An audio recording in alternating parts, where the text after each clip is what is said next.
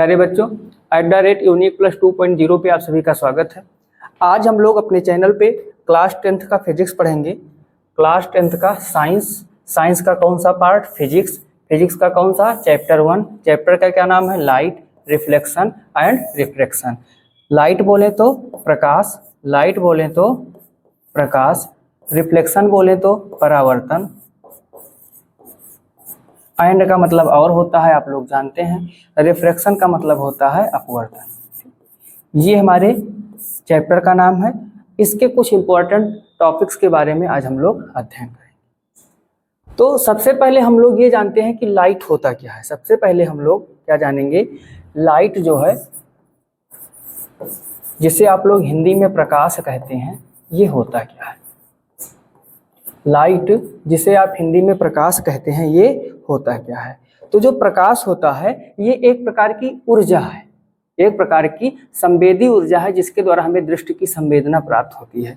कल्पना कीजिए कि आप जिस रूम में हैं, आप जिस रूम में हैं, वहाँ पे कोई भी लाइट नहीं है, नो लाइट है। रात का समय है, कोई लाइट नहीं है, तो कमरा क्या होगा? पूरी तरीके से आपका डार्क होगा। डार्क बोले तो अंधेरा होगा। इस कंडीशन में क्या आप अपने कमरे में किसी भी रखी हुई वस्तु को देख सकते हैं? आपका आंसर होगा नहीं, हम किसी भी वस्तु को देख नहीं सकते हैं। तो प्रकाश स्वयं तो नहीं देखता है, लेकिन इसकी सहायता से हम क्या कर सकते हैं? वस्तुओं को देख सकते हैं। ये स्वयं तो नहीं देखता है, लेकिन इसकी सहायता से हम लोग वस्तुओं को देख सकते हैं। इसके आधार पर हम ये कह सकते हैं कि प्रकाश एक प्रकार की संवेदी ऊर्जा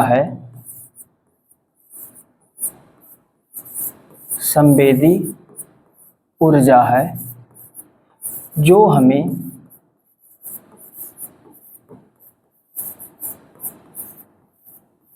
दृष्टि की संवेदना प्रदान करता है। दृष्टि की संवेदना प्रदान करता है,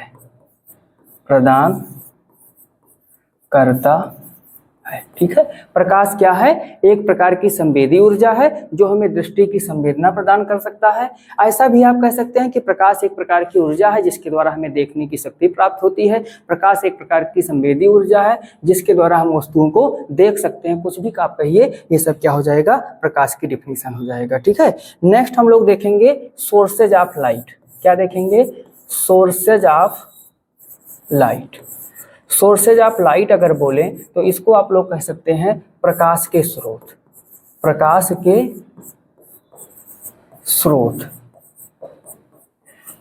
के जो स्रोत होते हैं, कितने होते हैं?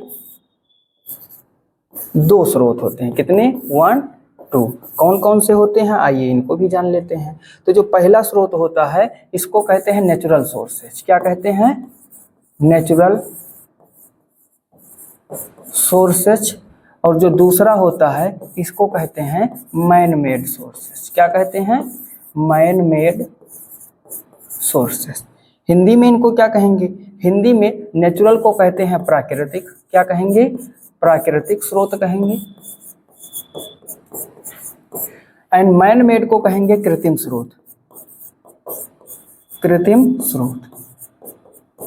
ठीक है। तो ये हो गए प्रकाश के स्रोत। अब नेचुरल सोर्स में क्या क्या आ जाएगा आपका? तो नेचुरल सोर्स में देखिए भाई, जो हमारा सन है, क्या है? सन। ये प्राकृतिक रूप से हमको क्या दे रहा है? लाइट दे रहा है। जो हमारा मून हो गया, क्या हो गया?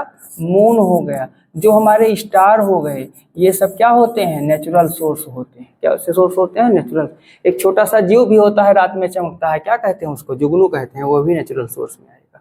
मैन मेड में क्या आ जाएगा? जो हम लोग बल्ब बनाए हैं, ठीक है, लैंप बनाए हैं। क्या बनाए हैं? बल्ब बनाए हैं, लैंप बनाए हैं, एलईडी बल्ब बनाए हैं। कौन सा बल्ब बनाए हैं?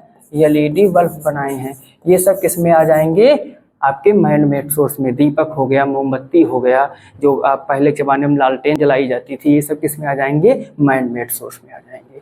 तो हमने अपनी पहली स्लाइड में क्या देखा कि प्रकाश एक प्रकार की ऊर्जा है, जो हमें दृष्टि की संवेदना प्रदान करती है। इसके 2 स्रोत होते हैं, प्राकृतिक स्रोत और कृत्रिम स्रोत। प्राकृतिक स्रोत में जो हमको प्राकृतिक रूप से लाइट देते हैं, जैसे सन हमारा हो गया, मून हो गया, स्टार हो गया। एंड मैन मेड में क्या आपका हो गया? बल्ब हो गया, लैंप हो गया, एलईडी बल्ब हो गया, etc। अब हम ये जानने का प्रयास करेंगे अपनी इस स्लाइड में कि प्रकाश के आधार पर हम वस्तुओं को कितनी भागों में बांट सकते हैं। तो प्रकाश के आधार पर जो हमारी वस्तुएं होती हैं दो प्रकार की होती हैं, एक होता है प्रदीप्त वस्तु और एक होता है अदीप्त वस्तु। एक क्या होता है? अदीप्त वस्तु। प्रदीप्त वस्तु को अंग्रेजी में कहते हैं, प्रदीप्त वस्तु को अंग्रेजी में कहते हैं लूमिनस, क्या कहते हैं? Luminous object. अब इसको कहते हैं नॉन लूमिनस ऑब्जेक्ट। ठीक है, ये क्या होता है समझने का प्रयास करेंगे। तो जो प्रदीप्त वस्तु होती है, ऐसी वस्तुओं को प्रदीप्त वस्तु कहा जाता है जिनके पास अपना स्वयं का प्रकाश हो, यानी कि जो किसी दूसरे को के प्रकाश को लेकर के प्रकाश ना दें, जिनके पास अपना स्वयं स्रोत हो, स्वयं वो अपने प्रकाश का निर्माण करते हो, उन्हें हम प्रदीप्त वस्तु कहेंगे। जैसे हमारा सन हो गया, क्या हो गया? सन हो गया, स्टार हो गया, क्या हो गया? स्टार हो गया, लैंप हो गया, क्या हो गया? लैंप हो गया। इसके साथ में लैंप के बाद में आपका ये मान के चलिए जो बल्ब होता है हमारा, जितने भी प्रकार के इलेक्ट्रिक बल्ब होते हैं ये सब कौन से स्रोत हो जाएंगे? लुमिनस हो जाएंगे या प्रदीप्त हो जाएंगे। क्या हो जाएंगे? लुमिनस हो जाएंगे या प्रदीप्त हो जाएंगे। यहाँ पे थोड़ा सा स्पेलिंग आप लोग ध्यान से देखिएगा। लैंप होगा, क्या होगा? लैंप होगा, ये पी होगा।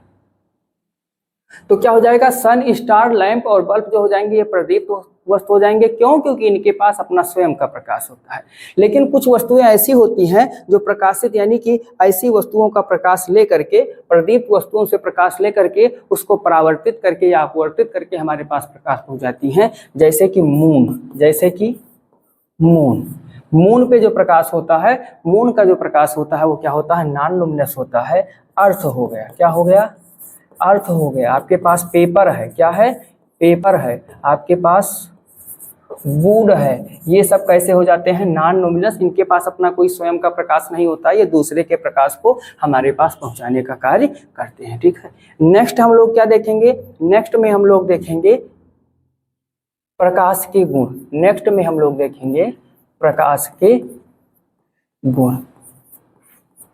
अंग्रेजी बोलें तो प्रॉपर्टी ऑफ लाइट। क्या देखेंगे? Property of light.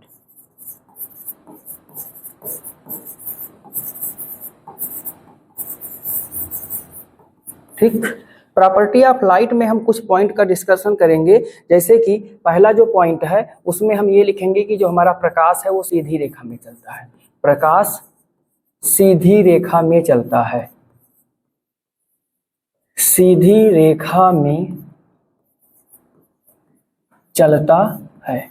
प्रकाश किस रेखा में चलता है? सीधी रेखा में चलता है। यदि आपसे कोई पूछे कि कैसे आप सिद्ध करोगे कि प्रकाश सीधी रेखा में चलता है, तो उसको आप एक छोटा सा उत्तर दे देना कि दिन के समय में या किसी प्रकाशिक स्रोत के सामने जब हम खड़े होते हैं तो हमारी परछाई बन जाती है। तो परछाई बनने का, परछाई जो बनती है वही यह सिद्ध करती है कि प्रकाश सीधी रेखा में चलता है। क्यों? क्योंकि यदि हम लाइट सोर्स के सामने खड़े होते और हमारी पीछे परछाई ना बन रही होती तो इसका मतलब क्या था कि प्रकाश ऐसे हमको आता, वैसे घूम के चला जाता, उधर भी लाइट होता तो हमारी परछाई ना बनती। लेकिन प्रकाश सीधी रेखा में नहीं चल पाता है, सॉरी सीधी रेखा में ही चलता है, मुड़ के नहीं चल पाता है, इसलिए उसकी परछाई नहीं बनेगी। अब दूसरे पॉइंट पे हम आएंगे क्या? तो दूसरे पॉइंट में हम क्या लिखेंगे कि जो प्रकाश होता है, प्रकाश की वायु या निर्वात में चाल, वायु या निर्वात में चाल,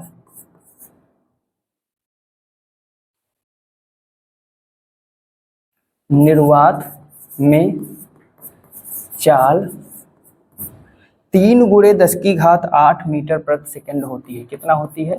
3 × 10⁸ मीटर प्रति सेकंड होती है।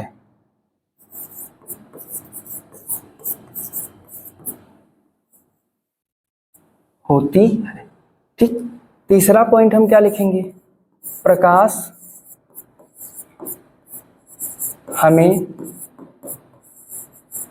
दृष्टि की संवेदना प्रदान करता है, दृष्टि की संवेदना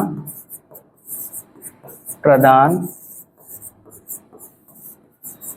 करता है। ठीक, चौथे पॉइंट में हम क्या लिखेंगे? प्रकाश में प्रकाश में परावर्तन तथा अपवर्तन का गुण पाया जाता है। अपवर्तन का गुण पाया जाता है। पांचवें पॉइंट में हम क्या लिखेंगे कि प्रकाश में ध्रुवण का भी गुण पाया जाता है। ध्रुवण का भी गुण पाया जाता है। किसका गुण पाया जाता है? ध्रुवण का गुण पाया जाता है। तो ये थे 5 पॉइंट जिनके द्वारा हम लोगों ने प्रकाश की प्रॉपर्टी के बारे में जाना। एक बार इसको हम समझ लेते हैं। पहली प्रॉपर्टी क्या है? सीधी रेखा में चलता है। पहली प्रॉपर्टी क्या है? सीधी रेखा में चलता है। दूसरी प्रॉपर्टी क्या है? वायु या निर्वात में इसकी चाल कितनी होती है? 3 × 10⁸ मीटर पर सेकंड। सिंपल वे में आप ये जान सकते हैं कि जो हमारा प्रकाश होता है वायु या निर्वात में 1 सेकंड में 3 लाख किलोमीटर की दूरी तय कर लेता है। तीसरा पॉइंट दृष्टि की संवेदना प्रदान करता है। चौथा पॉइंट परावर्तन तथा अपवर्तन का गुण पाया जाता है, जो कि आपका ये वाला चैप्टर है। और पांचवा पॉइंट क्या है कि इसमें ध्रुवण का भी गुण पाया जाता है। ठीक है, तो इसके बाद में जब हम लोगों ने प्रकाश के गुण पढ़ लिया तो हम अगले स्लाइड में पढ़ेंगे प्रकाश की किरण किसे कहते हैं। क्या पढ़ेंगे? प्रकाश की किरण। इसको कहते हैं रे ऑफ लाइट। क्या कहते हैं अंग्रेजी में? Ray of light. ठीक, अब प्रकाश की किरण किसे कहते हैं? तो निर्वात में या वायु में या किसी भी माध्यम में प्रकाश जिस रास्ते से होकर के चलता है उस रास्ते को ही हम क्या कहते हैं? प्रकाश की किरण कहते हैं। तो यहाँ पे हम क्या लिखेंगे? किसी माध्यम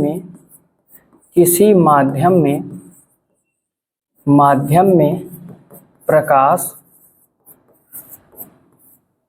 जिस पथ से होकर चलता है, जिस पथ से होकर चलता है, जिस पथ से होकर चलता है उसे उस पथ को प्रकाश की किरण कहते हैं। क्या कहते हैं? प्रकाश की किरण कहते हैं या रे ऑफ लाइट कहते हैं। प्रकाश की किरण कहते हैं। ठीक है, क्या समझे आप लोग? प्रकाश की किरण क्या होती है कि प्रकाश किसी माध्यम में जिस रास्ते से होकर के चलेगा उस रास्ते को ही हम क्या कहेंगे? प्रकाश की किरण कहेंगे। नेक्स्ट पे जब हम आएंगे तो हमको यहाँ पे मिलेगा बीम ऑफ लाइट। क्या मिलेगा? बीम ऑफ लाइट रे। बीम ऑफ लाइट रे को अगर हम हिंदी में समझना चाहें तो इसको कहते हैं प्रकाश किरणों का पुंज। प्रकाश किरणों का पुंज, या अगर सिंपल वे में आप समझना चाहें तो इसको आप यह भी कह सकते हैं किरण पुंज। क्या कह सकते हैं? किरण पुंज कह सकते हैं। बीम ऑफ रे कह सकते हैं। किरण पुंज क्या होता है? किरण पुंज कुछ नहीं होता है यदि प्रकाश की किरणें समूह में ग्रुप में चल रही हों। कैसे चल रही हों? ग्रुप में चल रही हों तो उसे हम क्या कहते हैं? किरण पुंज कहते हैं। यानी कि प्रकाश किरणों के समूह को, प्रकाश किरणों के समूह को, प्रकाश किरणों के समूह को किरण पुंज कहते हैं। क्या कहते हैं? किरण पुंज कहते हैं। ठीक है, अगर ये समूह में चल रही हैं तो इसी को हम लोग क्या कहेंगे? किरण पुंज कहेंगे। अब जो किरण पुंज होता है वो कितने प्रकार का होता है जरा डिस्कस कर लें उसको भी। इसमें जो पहला हमारा होता है वो होता है कन्वर्जेंट। क्या होता है? Convergent beam of light. Convergent beam of light होता है। जो दूसरा होता है वो क्या होता है? डाइवर्जेंट बीम ऑफ लाइट होता है। क्या होता है? डाइवर्जेंट बीम ऑफ लाइट होता है। क्या होता है? डाइवर्जेंट बीम ऑफ लाइट होता है। और जो तीसरा होता है ये पैरेलल, क्या होता है? पैरेलल बीम ऑफ लाइट होता है। बीम ऑफ लाइट होता है। हिंदी में अगर इनको समझना चाहें, अगर हम इनको किसमें समझना चाहें, हिंदी में समझना चाहें तो कन्वर्जेंट, डाइवर्जेंट, पैरेलल। पैरेलल का मतलब क्या हो जाएगा, समांतर किरण पुंज हो जाएगा। पैरेलल का मतलब क्या हो जाएगा, समांतर किरण हो जाएगा। कन्वर्जेंट का मतलब क्या हो जाएगा, अभिसारी हो जाएगा। क्या हो जाएगा, अभिसारी हो जाएगा। इसका मतलब क्या हो जाएगा, अपसारी हो जाएगा। और इसका मतलब क्या हो जाएगा, समांतर हो जाएगा, समांतर किरण पुंज हो जाएगा। अब आइए चलते हैं इन किरण पुंजों के बारे में देख लेते हैं कि ये कैसे होंगे, इनका स्ट्रक्चर कैसे होगा, ये कैसे होंगे और इनका स्ट्रक्चर कैसे होगा। ठीक, तो सबसे पहले हम लोग किसके बारे में देखेंगे, सबसे पहले हम लोग कन्वर्जेंट के बारे में देखेंगे। किसके बारे में देखेंगे, कन्वर्जेंट के बारे में देखेंगे, या जिसको आप लोग अभिसारी कहते हैं। क्या कहते हैं, अभिसारी कहते हैं। ठीक, कन्वर्जेंट का मतलब कन्वर्ज कर देना। कन्वर्जेंट का मतलब कन्वर्ज कर देना कहाँ पे, किसी एक पॉइंट पे। मीन्स यदि लाइट रेज, मीन्स यदि लाइट रेज कहीं से आ रही हो और उस लाइट रेज को किसी एक पॉइंट पे क्या कर दिया जाए, ऐसे लाया जाए और ऐसे कन्वर्ज करा दिया जाए। क्या करा दिया जाए, कन्वर्ज करा दिया जाए। तो इस प्रकार की जो किरणों का समूह होता है उसे हम क्या कहते हैं, इस प्रकार की किरणों का जो समूह होता है उसको हम लोग कन्वर्जेंट कहते हैं। क्या कहते हैं, कन्वर्जेंट कहते हैं। क्या कहते हैं, कन्वर्जेंट कहते हैं या अभिसारी कहते हैं। क्या कहते हैं, कन्वर्जेंट कहते हैं या फिर उसको हम क्या कहते हैं, अभिसारी कहते हैं। ठीक है, समझ में आपको आया क्या कन्वर्जेंट क्या होता है। और सेम ऐसे ही ये किरणें ऐसे आ रही हैं, इस पॉइंट पे क्या हो रही हैं, कन्वर्ज हो रही है, तो इसको हम लोग क्या कहेंगे, कन्वर्जेंट कहेंगे। अब अगर ऐसे ही हमको डाइवर्जेंट देखना हो, क्या देखना हो, डाइवर्जेंट देखना हो, तो डाइवर्जेंट को क्या कहेंगे, डाइवर्जेंट का मतलब क्या होता है, अपसारी होता है। क्या होता है, अपसारी होता है। इसका मतलब कन्वर्जेंट का सीधा उल्टा कर दें, कन्वर्जेंट का क्या कर दें, सीधा उल्टा कर दें कि मान लीजिए ये कोई पॉइंट है, अब इससे क्या हो रही हूँ, किरणें ऐसे ऐसे निकल के अगर जा रही हैं, ऐसे ऐसे निकल के अगर जा रही हैं, तो इसको हम लोग क्या कहेंगे, डाइवर्जेंट कहेंगे। क्या कहेंगे, डाइवर्जेंट कहेंगे। ये किरणें ऐसे निकल करके फैल रही हैं, क्या कर रही हैं, फैल रही हैं, डाइवर्ज हो रही हैं, तो इसको हम लोग कहेंगे डाइवर्जेंट। क्या कहेंगे, डाइवर्जेंट। अब इसके बाद में जो बचता है वो हमारा क्या बचता है, पैरेलल बचता है। तो पैरेलल को भी समझ लेते हैं, पैरेलल क्या होता है। अगर हम लोग पैरेलल को समझें कि जिसको आप लोग समांतर कहते हैं, क्या कहते हैं, समांतर किरण पुंज कहते हैं, उसमें क्या होगा कि यदि ये किरणें कैसी जा रही हों, ऐसे बिल्कुल सीधे समानांतर निकल रही हों, कैसे निकल रही हों, ऐसे बिल्कुल सीधे समानांतर निकल रही हों, तो ऐसी किरणों को हम लोग क्या कहते हैं, ऐसी किरणों को हम लोग क्या कहते हैं, पैरेलल बीम ऑफ लाइट कहते हैं। क्या कहते हैं, पैरेलल बीम ऑफ लाइट कहते हैं। इनको समांतर किरण पुंज कहा जाता है। क्या कहा जाता है, समांतर किरण पुंज कहा जाता है। शायद आशा करते हैं कि आप लोगों को ये चीज़ समझ में आया होगा। ये क्या हो गया भैया, ये हो गया कन्वर्जेंट, एक पॉइंट पे कन्वर्ज हो रहा है। ये क्या हो गया, डाइवर्जेंट, एक पॉइंट से निकल के फिर फैल रहा है। और ये क्या हो गया, पैरेलल हो गया। ठीक, तो ये हम लोगों ने इतना पढ़ा, कन्वर्जेंट, डाइवर्जेंट वगैरह वगैरह। अब हम लोग पढ़ेंगे मिरर के बारे में। किसके बारे में पढ़ेंगे, मिरर के बारे में पढ़ेंगे कि हमारा मिरर क्या होता है। ठीक है, मिरर जिसको हम लोग क्या कहते हैं, दर्पण कहते हैं। क्या कहते हैं, दर्पण।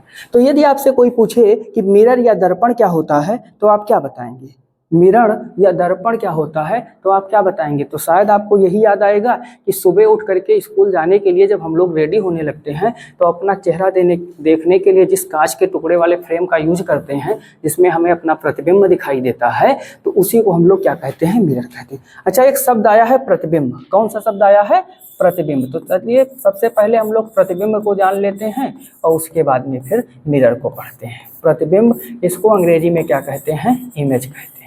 क्या कहते हैं, इमेज कहते हैं। होता क्या है, ये होता क्या है कि मान लीजिए कोई वस्तु हमारे पास है, उससे प्रकाश की किरण निकल रही है। अब निकलने के बाद वो परावर्तित या अपवर्तित होकर के जिस बिंदु पर मिलेगी अथवा मिलती हुई प्रतीत होगी, उसी बिंदु को हम क्या कहेंगे, पहली वाली बिंदु का प्रतिबिंब कहेंगे। यानी कि किसी बिंदु से या किसी वस्तु से होकर आने वाली होकर आने वाली प्रकाश की किरणें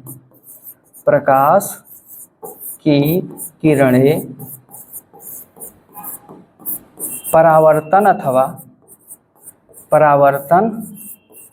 अथवा अपवर्तन के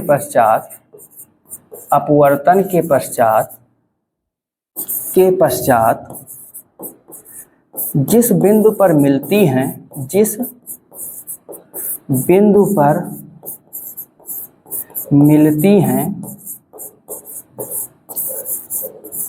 अथवा मिलती हुई प्रतीत होती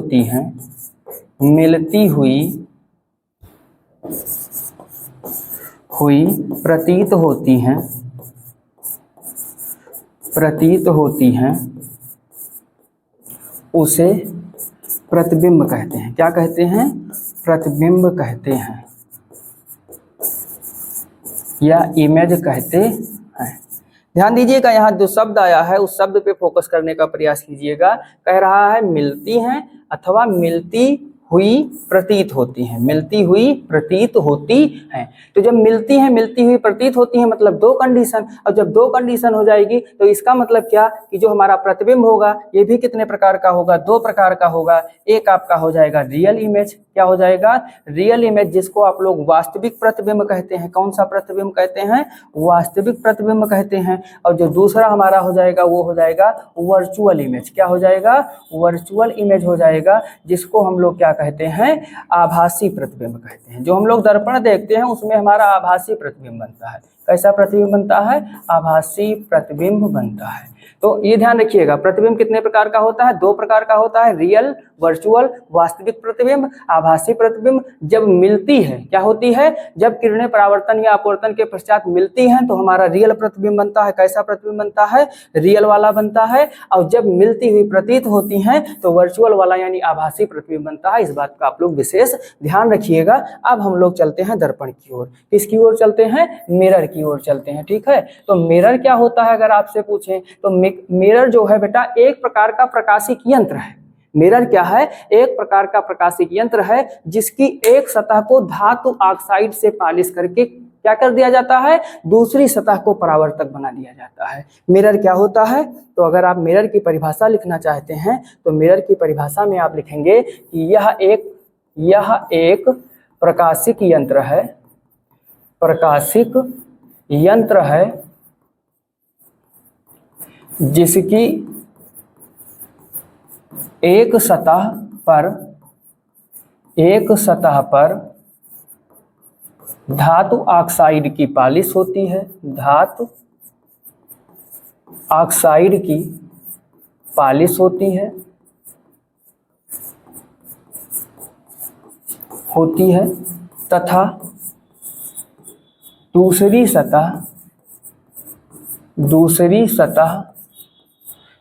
जो सतह होती है वो क्या होती है? दूसरी सतह परावर्तक होती है। परावर्तक होती है तो उसे हम क्या कहेंगे? मिरर कहेंगे। उसे हम क्या कहेंगे? मिरर कहेंगे। यानी कि जैसे आप सुबह जो क्या कहते हैं, जिसमें अपना चेहरा ऐसे देखते हैं, जिसमें आपको चेहरा दिखता है, तो अगर आप कभी आप उसको ओपन करे होंगे तो पीछे क्या होता है? रेड कलर की ऑक्साइड लगी होती है धातु की, उससे वो पॉलिश होता है, जिससे एक भाग क्या हो जाता है? पॉलिश, दूसरा भाग परावर्तक बन जाता है। अब इसमें जब पहुंचेंगे तो इसमें भी आप लोगों को बताया जाएगा कि जो मिरर होता है दो प्रकार का होता है। कितने प्रकार का होता है? दो प्रकार का होता है। एक होता है समतल, एक होता है समतल दर्पण, जिसको अंग्रेजी में कहते हैं प्लेन मिरर। क्या कहते हैं? प्लेन मिरर कहते हैं। और दूसरा क्या होता है? गोलीय दर्पण होता है। क्या होता है? गोलीय दर्पण होता है। गोलीय दर्पण किसे कहते हैं? अंग्रेजी में स्फेरिकल मिरर कहते हैं। क्या कहते हैं? स्फेरिकल मिरर कहते हैं। ठीक है, स्फेरिकल मिरर कहते हैं। अब ध्यान से सुनिएगा, जो समतल होता है ऐसा दर्पण जिसकी सतह क्या हो, समतल हो, उसे समतल दर्पण कहेंगे। ऐसा दर्पण जिसकी सतह क्या हो, गोलीय हो, उसे क्या कहेंगे, स्फेरिकल मिरर कहेंगे। ठीक है। अभी जो आपका जो गोलीय दर्पण होता है यह भी दो प्रकार का होता है। जो हमारा गोलीय दर्पण होता है यह भी कितने प्रकार का होता है, दो प्रकार का होता है। एक होता है कॉनकेव, एक होता है कॉनकेव और एक होता है कॉन्वेक्स। कॉनकेव को क्या कहते हैं, अवतल दर्पण कहते हैं। क्या कहते हैं, अवतल दर्पण कहते हैं। और कॉन्वेक्स को क्या कहते हैं, उत्तल दर्पण कहते हैं। कौन सा दर्पण कहते हैं, उत्तल दर्पण कहते हैं। आइए अब जान लेते हैं कि हमारा जो कॉनकेव और कॉन्वेक्स होता है इसे ये कैसा होता है। तो सबसे पहले हम लोग जानेंगे क्या,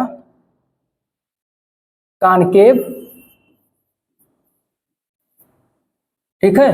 कॉनकेव को क्या कहते हैं, अवतल कहते हैं। क्या कहते हैं, अवतल दर्पण कहते हैं। ध्यान से समझने का प्रयास कीजिएगा। आपने घर पे चम्मच देखा होगा, चम्मच यानी स्पून देखे हैं सब लोग, नहीं देखे हैं। तो जो हमारा स्पून होता है उसकी एक साइड क्या होती है, उभरी हुई होती है, एक साइड क्या होती है, दबी हुई होती है। तो दबी हुई साइड को हम लोग इनर साइड कह सकते हैं और उभरी हुई साइड को हम क्या कह सकते हैं, आउटर साइड कह सकते हैं। तो जो हमारा कॉनकेव मिरर होता है कुछ ऐसे ही होता है। जो हमारा कॉनकेव मिरर होता है वो क्या होता है, कुछ ऐसे होता है। कैसे होता है, ऐसे होता है। और हम लोग करते क्या है कि इसके एक साइड पर, इसके एक साइड पर ऐसे इस वाली साइड पे हम लोग क्या करते हैं, पॉलिश कर देते हैं। यानी आउटर साइड पे पॉलिश करके और इनर साइड को क्या बना दिया जाता है, रिफ्लेक्टिव बना दिया जाता है। तो ऐसे मिरर को हम लोग क्या कहते हैं, अवतल दर्पण कहते हैं। क्या कहते हैं, अवतल दर्पण कहते हैं। अवतल दर्पण की डिफिनीशन में आप क्या लिखेंगे कि जब उभरी हुई सतह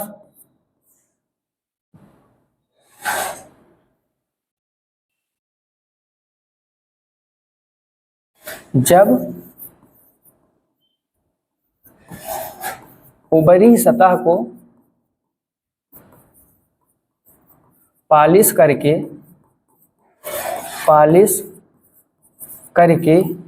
दबी हुई सतह को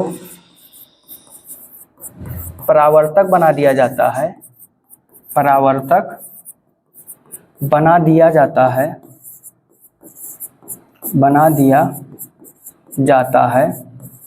तो उसे अवतल दर्पण कहते हैं। कौन सा दर्पण कहते हैं, अवतल दर्पण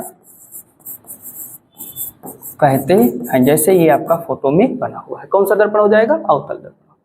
अवतल दर्पण की जो प्रकृति होती है ये कन्वर्जेंट होती है, मीन्स ये अभिसारी प्रवृत्ति का होता है। किस प्रवृत्ति का होता है, अभिसारी प्रवृत्ति का होता है। अभी उसको हम आगे आपको बताएंगे। अब इसी पे हम लोग उत्तल भी समझ लेते हैं। क्या समझ लेते हैं, उत्तल यानी कि जो कॉन्वेक्स मिरर हमारा होता है उसको भी हम लोग समझते चलते हैं कि उत्तल क्या होगा। उत्तल की परिभाषा हम लोग अवतल से ही निकाल लेंगे। कैसे निकालेंगे, इसको जब हम बनाएंगे तो इसमें क्या होता है, जो आपका स्पून है उसको उलट दीजिए। क्या कर दीजिए, उलट दीजिए। यानी कि अब जो है आप क्या करिए, इनर पार्ट पे पॉलिश कर दीजिए। किस पार्ट पे, इनर पार्ट पे पॉलिश कर दीजिए और आउटर पार्ट को रिफ्लेक्टिव बना दीजिए।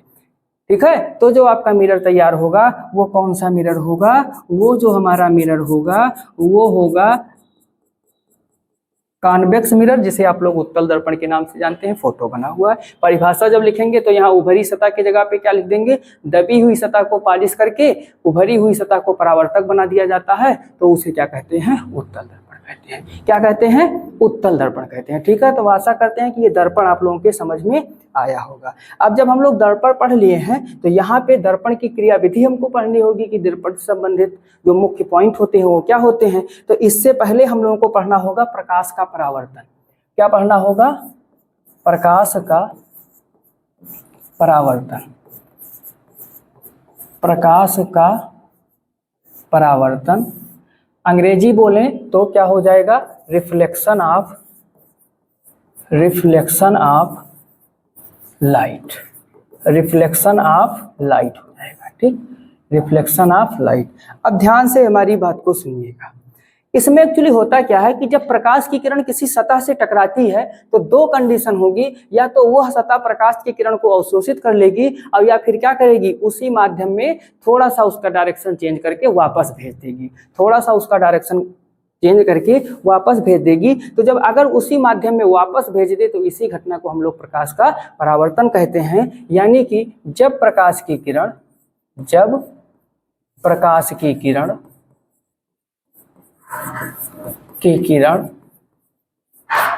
किसी चिकने अथवा समतल सतह से टकराकर चिकने अथवा समतल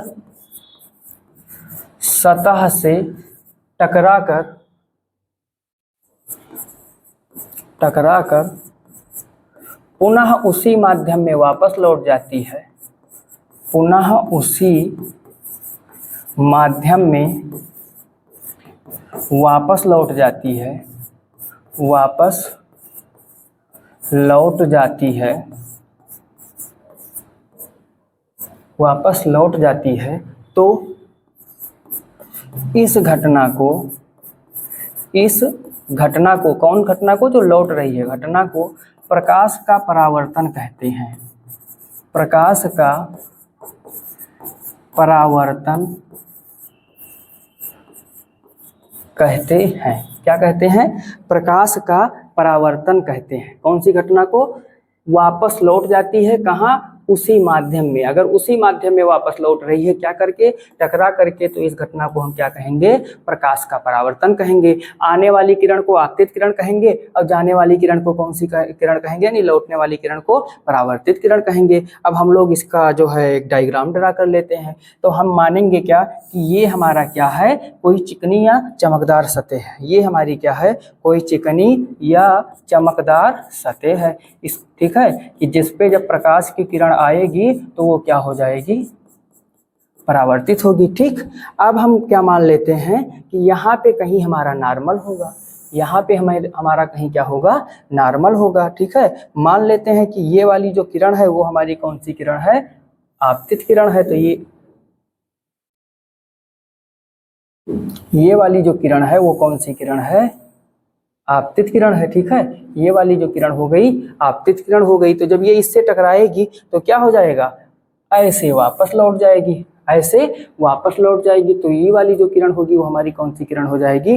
परावर्तित किरण हो जाएगी। अब इन सभी का हम लोग क्या करते हैं? नाम लिख लेते हैं। तो जो ये हमारा होगा इसको हम लोग नॉर्मल कहते हैं। क्या कहते हैं? नॉर्मल कहते हैं या अभिलंब कहते हैं। नॉर्मल कहते हैं या फिर क्या कहेंगे? अभिलंब कहते हैं। इसको कहते हैं परावर्तक सतह। इसको क्या कहते हैं? परावर्तक सतह कहते हैं। इस वाली रे को रिफ्लेक्टेड रे कहते हैं। क्या कहते हैं? रिफ्लेक्टेड रे कहते हैं। या फिर हिंदी अगर बोलें तो परावर्तित किरण कहते हैं। कौन सी किरण कहते हैं? परावर्तित किरण कहते हैं। ठीक, परावर्तित किरण हो गई। अब उसके बाद में और नाम लिखते हैं। और नामों में जो हमारा ई वाला है इसको हम लोग इंसिडेंट रे कहते हैं। क्या कहते हैं? इंसिडेंट रे, या हिंदी अगर बोलें तो आपतित किरण कहते हैं। क्या कहते हैं? आपतित किरण कहते हैं। जो ये वाला पॉइंट होता है इसको कहते हैं आपतन बिंदु। इसको क्या कहते हैं? आपतन बिंदु कहते हैं। अंग्रेजी बोलें तो इंसिडेंट पॉइंट कहते हैं। क्या कहते हैं? इंसिडेंट पॉइंट कहते हैं। अब देखो, एक कोण ये होगा और एक कोण क्या होगा? ये वाला होगा। तो इन कोणों का नाम रख लीजिए। इन कोणों को क्या कहते हैं? इस वाले कोण को आपतन कोण कहते हैं। कौन सा कोण कहते हैं? आपतन कोण कहते हैं। अंग्रेजी बोलें तो इंसिडेंट एंगल कहते हैं। क्या कहते हैं? इंसिडेंट एंगल कहते हैं। और इसको स्मॉल आई से डिनोट करते हैं। इस वाले कोण को क्या कहते हैं? इस वाले कोण को रिफ्लेक्शन एंगल कहते हैं। कौन सा एंगल कहते हैं? रिफ्लेक्शन एंगल कहते हैं या परावर्तन कोण कहते हैं। कौन सा कोण कहते हैं? परावर्तन कोण कहते हैं। और ये जो होता है स्मॉल आर होता है। तो ये आपका फोटो हो गया बाकायदा प्रकाश के परावर्तन का। ठीक है, एक बार ध्यान से देख लीजिएगा, ये आपकी पिक हो गई प्रकाश के परावर्तन की, जिसमें ये वाली किरण का क्या है, आपतित किरण है, जो आकर के किसी चिकने या चमकदार सतह, जिसकी सतह क्या है परावर्तक है, उससे टकरा करके फिर उसी माध्यम में वापस लौट रही है, तो ये किरण आपकी क्या हो जाएगी, परावर्तक किरण हो जाएगी। जिस बिंदु पर ये आपतित और परावर्तित किरणें मिल रही है, मीन्स जहाँ पे आपतित किरण आपतित हो रही है उसको आपतन बिंदु कहते हैं, और उससे 90 डिग्री पे एक नॉर्मल खींच दिया जाता है, जिसको हम लोग क्या कहते हैं, अभिलंब कहते हैं। अभिलंब और आपतित किरण के बीच के कोण को आपतन कोण कहते हैं। अभिलंब और परावर्तित किरण के बीच के कोण को हम कौन सा कोण कहते हैं, परावर्तन कोण कहते हैं। ठीक, तो ये आपका हो गया फिगर। अब अगली स्लाइड में हम लोग देखेंगे अब परावर्तन के नियम। अगली स्लाइड में हम लोग क्या देखेंगे, परावर्तन के नियम,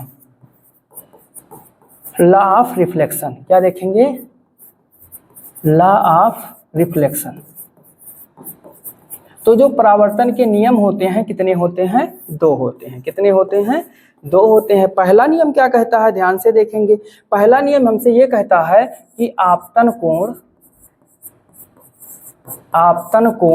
I सदैव परावर्तन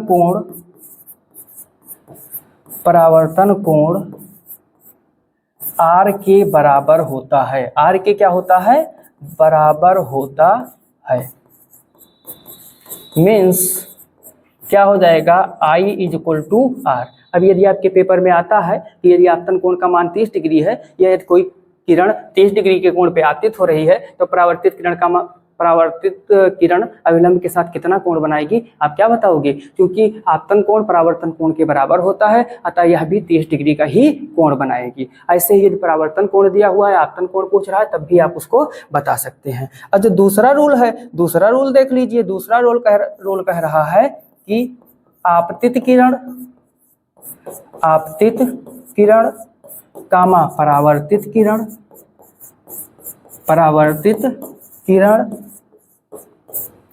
तथा आपतन बिंदु पर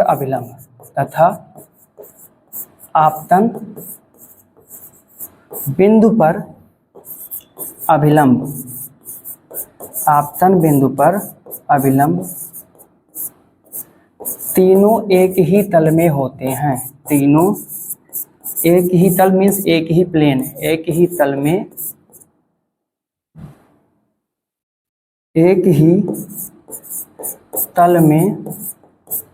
होते हैं। ठीक, ये फिगर देख करके आप लोग समझ सकते हैं। ई वाला जो कोण होगा इसी कोण के इक्वल होगा। अब ये देखो शेप एक ही तल में तीनों है नहीं, कौन, आपतित किरण, परावर्तित किरण, आपतन बिंदु पर अभिलंब, तीनों कौन से तल में है, यक्ष तल में है। तो यही था आपका परावर्तन, यही आपका क्या था, परावर्तन था। अब हम लोग आज सीखेंगे क्या कि जो हमारा गोलीय दर्पण होता है, क्या होता है, गोलीय दर्पण होता है, उसके मुख्य बिंदु कौन कौन से होते हैं। गोलीय दर्पण जो हमारा होता है उसके मुख्य बिंदु कौन कौन से होते हैं। इससे पहले एक छोटा सा फिगर हम आपके सामने बना के ला रहे हैं, इसको आप लोग ध्यान से देख लीजिए। ये हमारा कौन सा दर्पण हो जाएगा,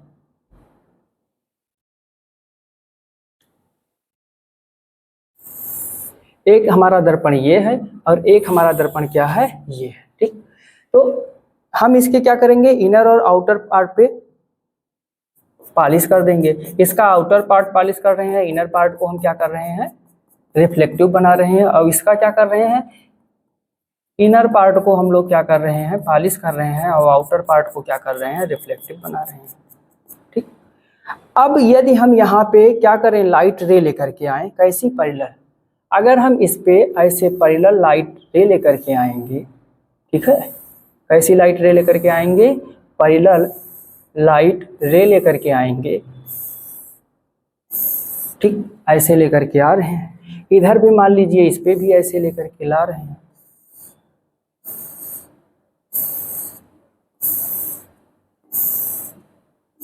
ध्यान से देखिए। ठीक, ये जब लेकर के आ रहे हैं तो जब इस सरफेस पे ये टकराएगी यहाँ से, तो क्या होगी, परावर्तित होगी। तो परावर्तन के पश्चात एक्चुअली होगा क्या कि ये सारे के सारे किसी एक बिंदु पर क्या हो जाएंगे, कन्वर्ज हो जाएंगे। क्या हो जाएंगे, कन्वर्ज हो जाएंगे। क्या हो जाएंगे, कन्वर्ज हो जाएंगे। तो ऐसे बिंदु, ऐसी लाइट जब ये कन्वर्ज हो जाएगा सिर्फ एक ही पॉइंट पे, अभी आगे चल करके हम आपको ये भी बताएंगे कि जब ये पैरेलल रे आएगी तो किस पॉइंट पे कन्वर्ज होगी, तो इसको हम लोग कहेंगे कन्वर्जेंट। क्या कहेंगे?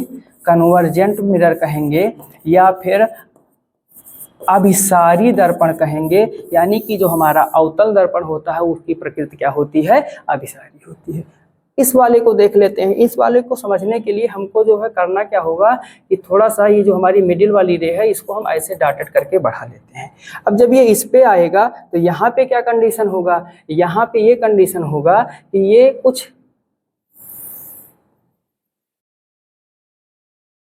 इधर वाले को डॉट डॉट करके रखिएगा। डॉट डॉट करके रखेंगे तो आपको ज्यादा समझ में आएगा।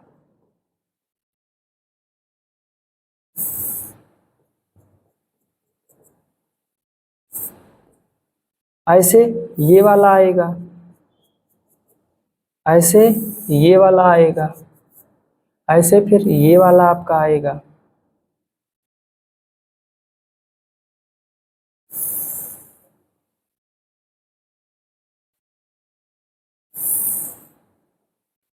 इसको देखने से हमको क्या पता चल रहा है कि जो हमारी लाइट रेज है, जो हमारी लाइट रेज है वो क्या हो रही है कि हमको प्रतीत हो रहा है किसी एक ही बिंदु से होकर के आ रही है और फैल रही है। किसके बारे में हम बात कर रहे हैं? रिफ्लेक्टेड के बारे में। किसके बारे में बात कर रहे हैं? रिफ्लेक्टेड के बारे में। अगर हम बात करें इसके बारे में, रिफ्लेक्टेड के बारे में बात करें तो ये यहाँ पे लग रहा है कि किसी एक बिंदु पे आकर के कन्वर्ज हो रही है, और यहाँ पे क्या लग रहा है कि किसी एक बिंदु से आकर के फैल रही है। क्या कर रही है? फैल रही है, यानी डाइवर्ज हो रही है। तो इसको हम क्या कहेंगे? डाइवर्जेंट कहेंगे। क्या कहेंगे? डाइवर्जेंट कहेंगे या अपसारी दर्पण कहेंगे। कहने का मतलब जो हमारा कॉन्वेक्स यानी उत्तल दर्पण होता है वो क्या होता है? अभिसारी दर्पण होता है। ठीक, अब इतना अगर आप समझ गए होंगे तो एक स्लाइड में हम लोग ये समझने का प्रयास करेंगे कि दर्पण के मुख्य बिंदु कौन से होते हैं। मेन पॉइंट ऑफ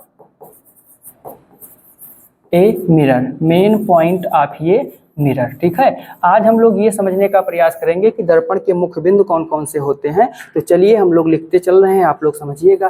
जो सबसे पहला पॉइंट होता है इसको हम पोल कहते हैं। क्या कहते हैं? पोल या ध्रुव कहते हैं। सबसे जो पहला पॉइंट होता है वो क्या होता है? पोल या ध्रुव होता है। मान लीजिए कि ये हमारा दर्पण है, कौन सा? कॉनकेव वाला, और ई कौन सा है? कॉन्वेक्स वाला। इसके ऐसे इस वाले पार्ट पे क्या कर दिया जाए? कलर कर दिया जाए, यानी आउटर पार्ट। अब इसका इनर पार्ट अगर कलर कर दिया जाए तो इसका जो रिफ्लेक्टेड पार्ट है, इसका जो मिडिल पॉइंट होगा, कौन सा पॉइंट होगा? मिडिल पॉइंट होगा, उसको हम क्या कहेंगे? दर्पण का ध्रुव कहेंगे। ऐसे इसका जो मिडिल पॉइंट होगा उसको हम क्या कहेंगे?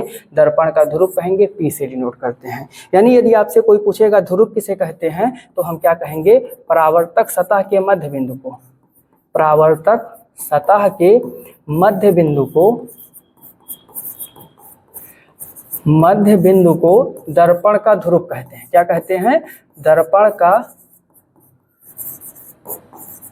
ध्रुव कहते हैं। ठीक, परावर्तक सतह के मध्य बिंदु को दर्पण का ध्रुव कहते हैं। परावर्तक सतह के मध्य बिंदु को दर्पण का ध्रुव कहते हैं। अब जब ध्रुव पढ़ लेंगे तो ध्रुव के बाद में जो हमारे पास पॉइंट आता है, ध्यान से समझिएगा, एक आता है सेंटर ऑफ कर्वेचर। क्या आता है?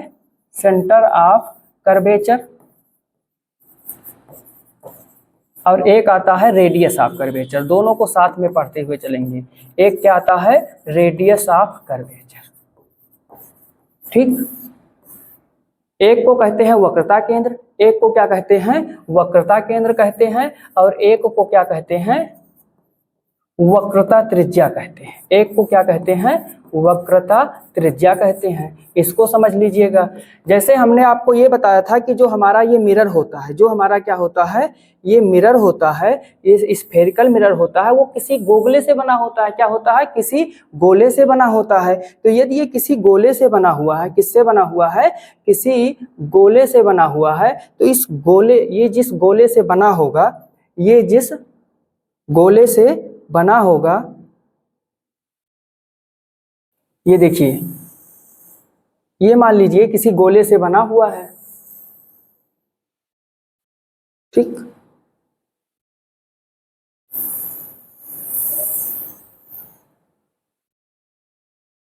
ये जिस गोले से मिलकर के बना हुआ है, समझने का प्रयास कीजिएगा। आपको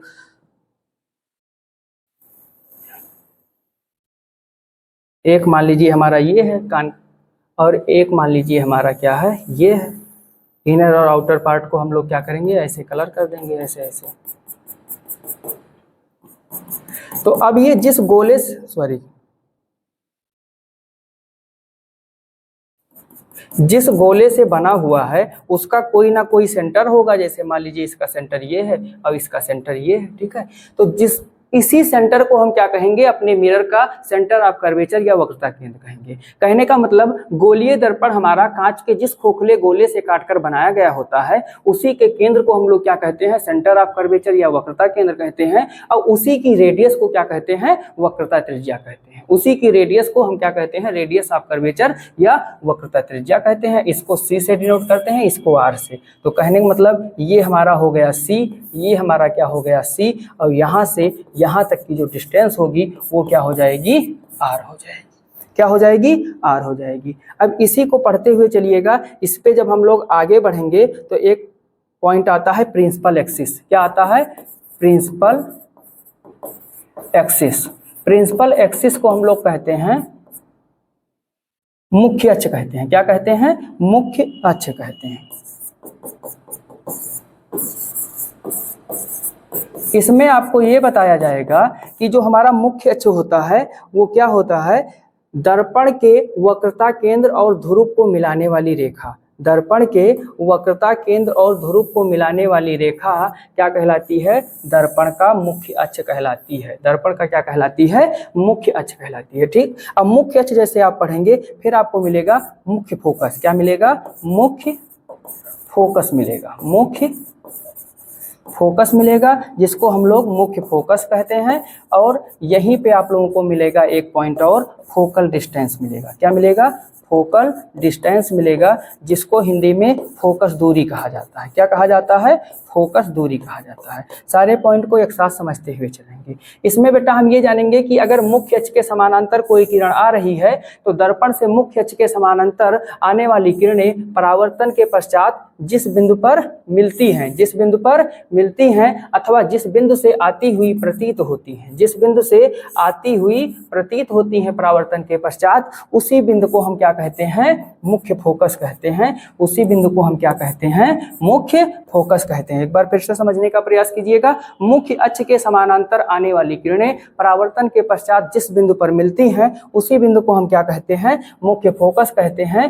क्या कहते हैं, मुख्य फोकस कहते हैं। एफ से डिनोट करते हैं। और ये हमेशा क्या होता है, वक्रता त्रिज्या का आधा होता है। इसकी जो इसके बीच की यानी ध्रुव से और फोकस के बीच की जो दूरी होती है उसी को हम क्या कहते हैं, फोकस दूरी कहते हैं। स्मॉल एफ से डिनोट करते हैं। और ये हमेशा क्या होता है, रेडियस ऑफ कर्वेचर का आधा होता है। क्या होता है, रेडियस ऑफ कर्वेचर का आधा होता है। तो हम लोग क्या करेंगे, एक छोटा सा फिगर ड्रा करेंगे और उसमें जो अभी जितने भी पॉइंट को हम लोगों ने पढ़ा है सारे पॉइंट को क्या करेंगे, डिस्कस करने का प्रयास करेंगे।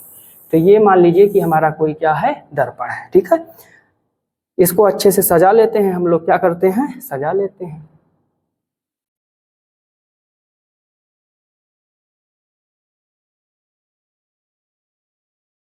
ठीक, इस पे क्या करेंगे, पॉलिश कर देंगे। कौन सी साइड पॉलिश करेंगे, हम आप लोगों को जो है